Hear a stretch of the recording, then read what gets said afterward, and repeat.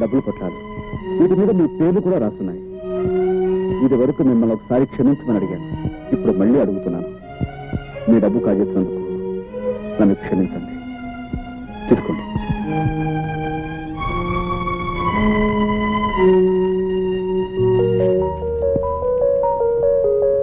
ఏమో పోలీసులకు ఫోన్ చేసినా మా డబ్బు మాకు రాత్రి పరిస్థితి తెలిసిపోయింది.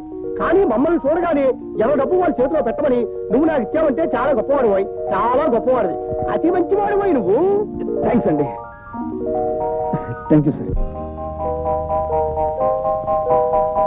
బాగు, నువ్వు అనుకున్నట్టు అతను పచ్చి దొంగే అయితే ఎవరి దగ్గర ఎంతెంత కాజేశాడో లిస్టు రాసి తన గదిలో ఉంచుకునేవాడా?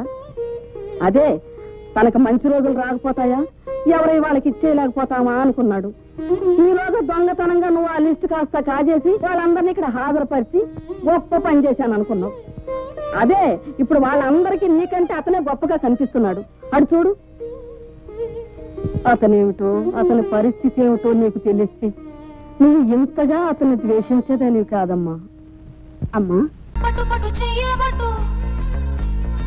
చిన్నదాని చెంగేబట్టు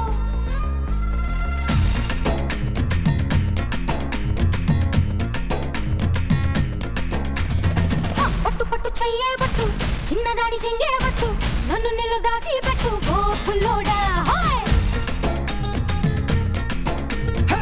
కట్టు కట్టు చీరే కట్టు, ఒంటె చూపు దూరేటట్టు, నోరు కాస్త ఊరేటట్టు ఓ బుల్లమ్మ.